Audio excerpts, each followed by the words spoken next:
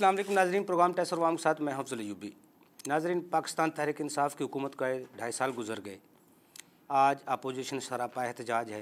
आम आदमी भी हुकूमत से नाला है क्योंकि महंगाई कंट्रोल से बाहर हो चुकी है। क्या वजूहत हैं? क्या टैक्सेस के बढ़ने की वजह से महंगाई बढ़ी है या कोई और वजूहत हैं?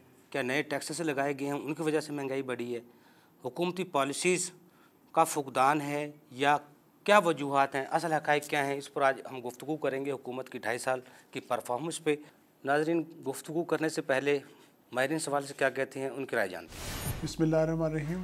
फ़र्स्ट ऑफ़ ऑल तो आई एम थैंकफुल कि आपने हमसे गवर्नमेंट की पॉलिसीज़ के बारे में पूछा। जैसा कि सबको पता है कि पीटीआई की गवर्नमेंट है और 2.5 साल वो कंप्लीट कर चुकी है, और being a financial consultant, being a legal business law consultant, तो मैं तो बिज़नेस एक्टिविटीज़ के बारे में पॉलिसीज़ को जो है ना पॉइंट आउट करूँगा।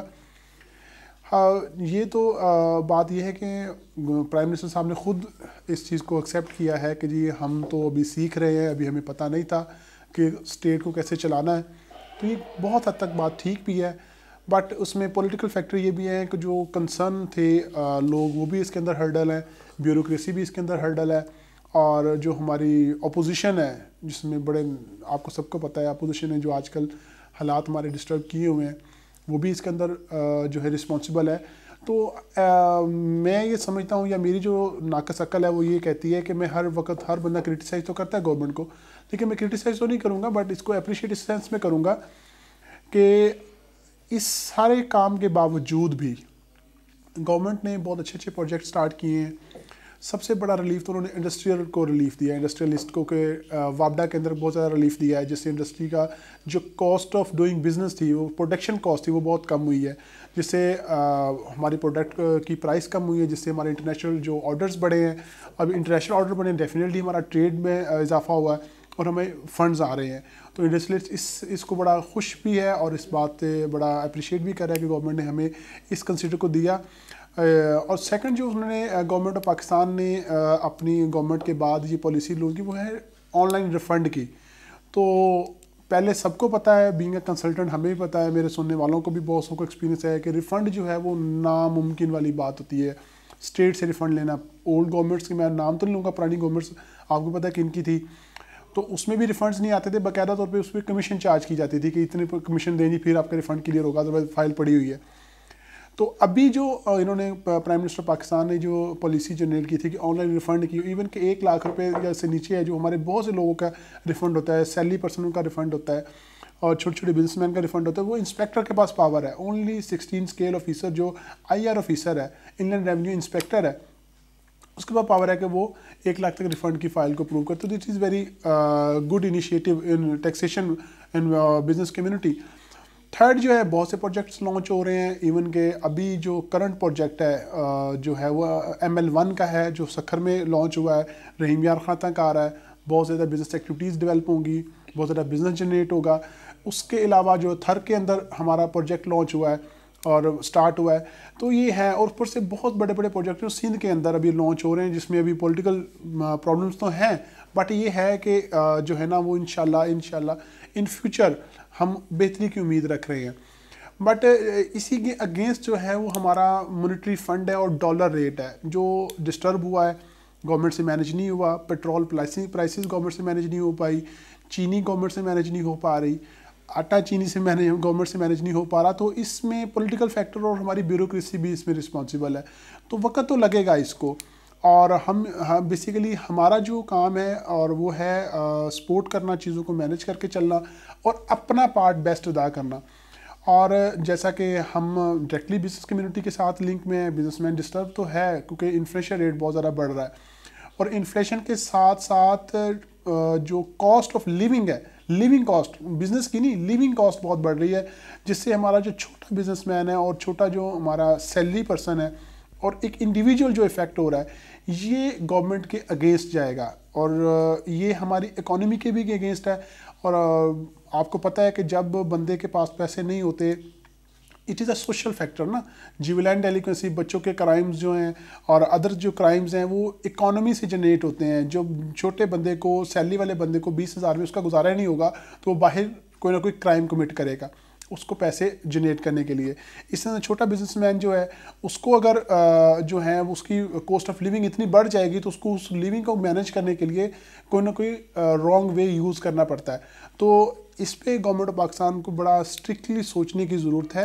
एप्रिसिएशन वेरी गुड, हम अप्रिशिएट तो करते हैं, बट जो इंडिविजुअल डिस्टर्ब हो रहा है, हमारी बहुत सी मिनिस्ट्रीज़ हैं, प्राइम मिनिस्टर साहब की इतनी बड़ी टीम है जो उनको गाइड कर रही है एडवाइज़र्स की, तो हमारे टीवी में क्रिटिसाइज़ भी इसको करते हैं कि जी इतनी बड़ी एडवाइज़र्स की टीम रखी हुई है, तो प्राइम मिनिस्टर साहब प्लीज़ इसको देखें कि इतनी एडवाइज़र्स की टीम है, तो प्लीज़ जो इंडिविजुअल्स को है, छोटे छोटे जो है ना आप लेवल पे देखें इसको, और एक एक सेक्टर को लेके चलिए। इंडस्ट्री तो चल रही है आपने, और जो सेकंड जो है ना इकोनॉमी में कंस्ट्रक्शन का बहुत बड़ा पार्ट है, जो बहुत इंपॉर्टेंट पॉइंट है मेरी स्पीच का और मेरी कमेंट्स का।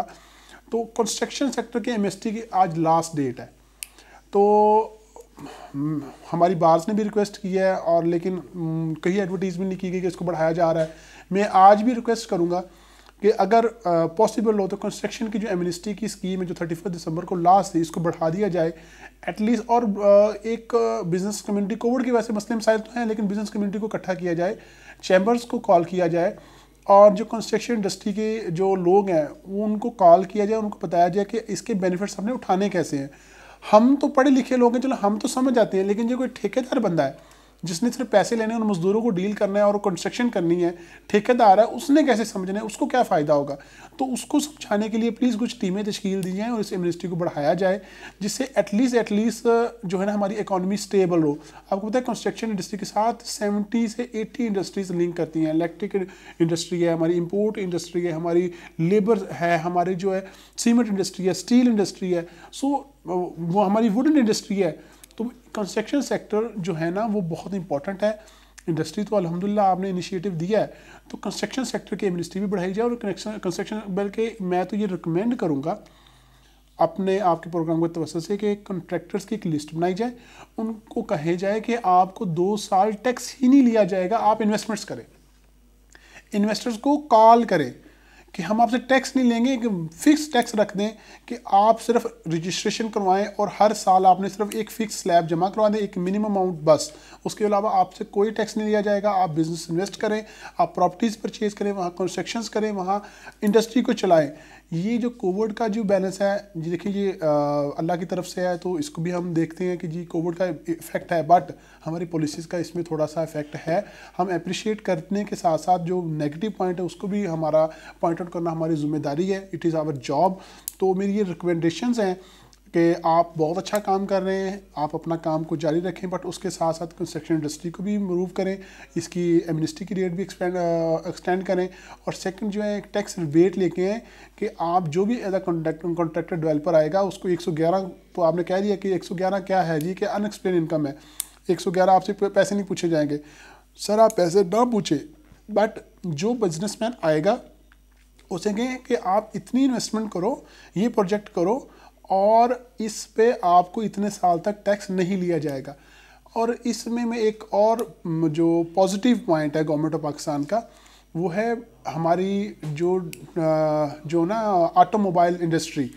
गवर्नमेंट ऑफ पाकिस्तान ने ऑटोमोबाइल पॉलिसी 2016 में लॉन्च की थी, 2020 में भी आई है, जिसकी के मुताबिक 1 जनवरी 2021 में बहुत सी ऑटोमोबाइल्स कंपनीज पाकिस्तान में आ रही हैं, जिसमें प्रो भी आ रही है, मैं कंपनीज का नाम नहीं लेना चाह रहा, जिसमें निशात ग्रुप ने इंटर किया है, मास्टर टेक्सटाइल्स ने अपनी इन्वेस्टमेंट शो की है, और बड़े बड़े नाम हैं जिन्होंने अपनी इन्वेस्टमेंट्स को शो किया है, तो उनको भी जैसे रिलीफ दिया जा रहा है, इसी तरह आप मज़ीद कॉन्ट्रैक्टर को भी रिलीफ दें, और एक बेसिकली इंडस्ट्री बड़े बड़े बिजनेसमैन को अट्रैक्ट करें कि यहाँ इन्वेस्टमेंट्स करें। तो होपफुली हमारा जो है मुल्क जो इंशाल्लाह अल्हम्दुलिल्लाह तरक्की करेगा। वक्त लगेगा, but we are hopeful for better. Thank you.